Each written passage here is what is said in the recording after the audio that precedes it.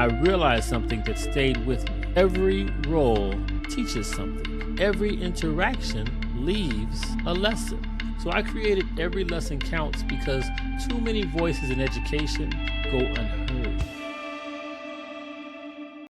Welcome everyone back to Every Lesson Counts. Leadership in education is rewarding, but it's also heavy. Today, we'll be talking with a principal who understands the weight of work and the responsibility that comes with caring for students, staff, and an entire community. I'm honored to welcome Dr. Karlton Johnson, principal of Cypress Run School. Welcome, Dr. Johnson, to our show tonight. We appreciate you being here. Yeah, thanks, Shedrick, for having me. You know, when it comes to education, and you and I have worked very closely together and saw that pipeline from elementary, middle to high over in the city, great city of Pompano Beach. So when it comes to education and thinking about how we should expand and talk about great components and variables, how to continue public education and how to help it continue to grow. I think that, a lot of citizens across this country need to acknowledge, the paramount of education comes from public education, where the affordability of private and charter was once spoke about.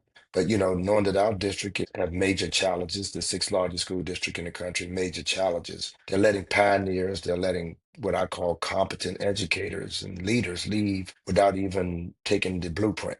So I'm going to leave quietly like you left quietly. It's sad to say that our children and our community have missed us, but however, hopefully great leadership down the road will continue to expand and have Broward County get back to its excellence, not just academically, but to what I call leadership excellence. So walk us through, if you will, walk us through the path that led you to getting into education in the first place and taking you to the role of principal. Well, I tell you, playing basketball, having a four-year basketball scholarship, going to a Division I, then transferring down to Miami at Florida Memorial University, and working out for a variety of teams, and you get cut. Sadly to say, but when the team release you, you got a psychiatrist that speaks with you. People don't understand. We put our whole entire life into it. So look at the NBA, NFL, Major League Baseball, National Hockey League. Out of millions of participants, only a few are selected. When I got released, I got to speak with the psychiatrist and talking to him. He had a degree. It's like, I'm going back to school. I got to do something with this gift given me, and that was finishing up my bachelor's degree at Florida Memorial University. So I started in education as a substitute teacher just to see if I like it. And the discovery, I had a knack for loving the kids and enjoying the kids and their moments and listening to their stories. I went and worked out again with Vancouver, and all of a sudden, you got back, and I was like, this is something I like to do. 36 years later, I am. Wow. And so I'm sure that in your walk in managing and learning to work with and lead people, you've learned some huge things. Tell me the difference you've learned between leading people and managing systems. What does that mean to you? Leading people come with a level of genuality and authenticity. People know who you are, they respect who you are, they love who you are. But the system, I feel they don't. I think the system categorizes you as a number, and not knowing that your number is totally exciting for others and communities and children. But system you're just another number. I hate to say it, I've lost my colleagues to passing away and do such a tremendous honor that day, but the system just treats you like a system. And I'm asking my colleagues who are listening to this podcast because it's very powerful. The quality of life is far more greater than the money on the table. So let me give you all a very quick scenario about the money on the table. When you take it and become analytical and you say that I got to continue to work because my children are in school and there's money on the table, what you can discover that when you go to the emergency room, you'll be on the table. And they'll tell you all your belongings, your purse, your wallets, put it in this plastic bag.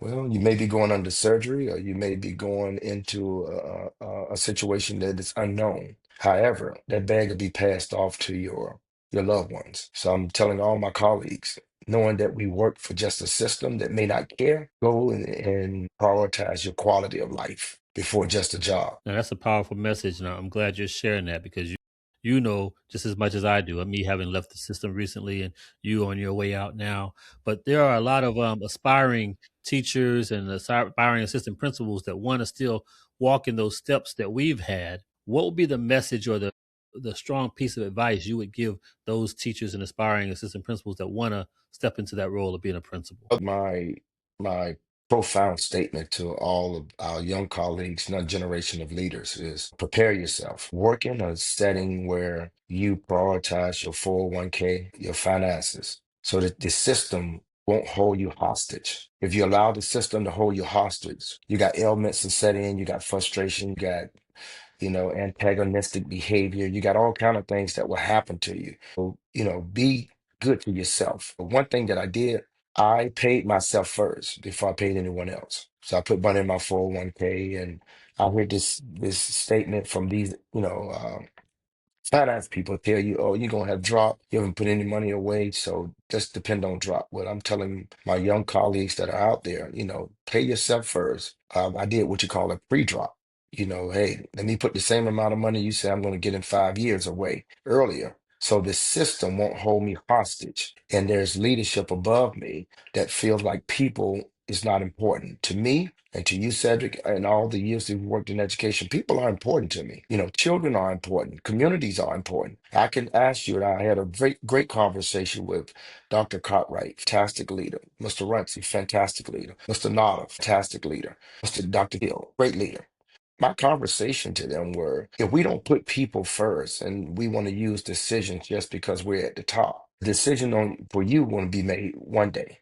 And that decision that comes from collective members that has been voted in by our communities and from the city will make Mhm. a decision on you.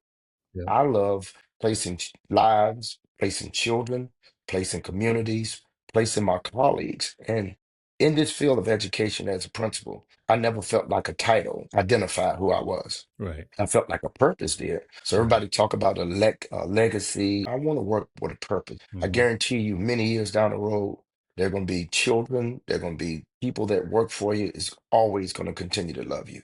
Some of these individuals who are working for a title and a paycheck and forgetting about our children and forgetting about our communities. I place every year. Here's a goal, and my financial people can tell you. I take 10% out of my check and give back to wherever I'm at. I just want our next generation of leaders to put themselves where the system will not own their fate. Right.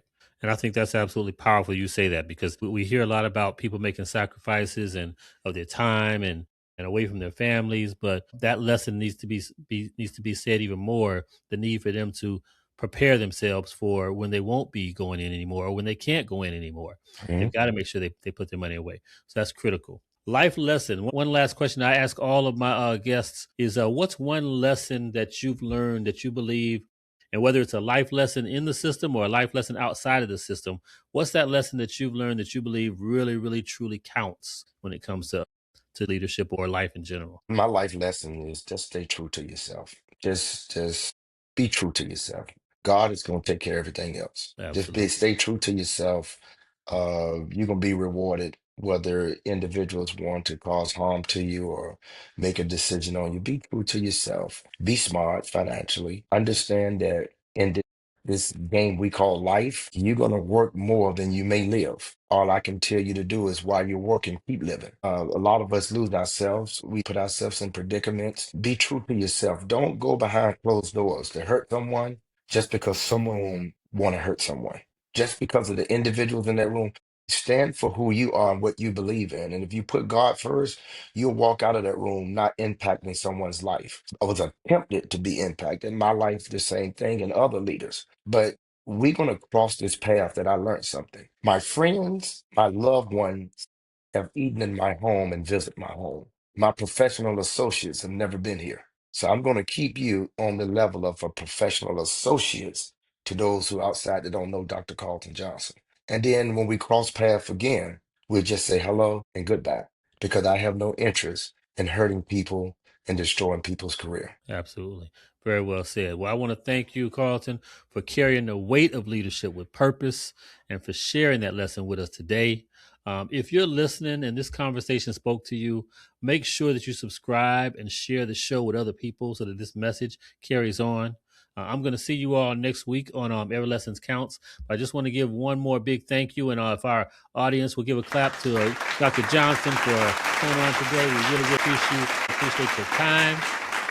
I'll see you all next week on another episode of Every Lesson Counts, because leadership leaves lessons and every lesson counts. Thank you all. Have a great day.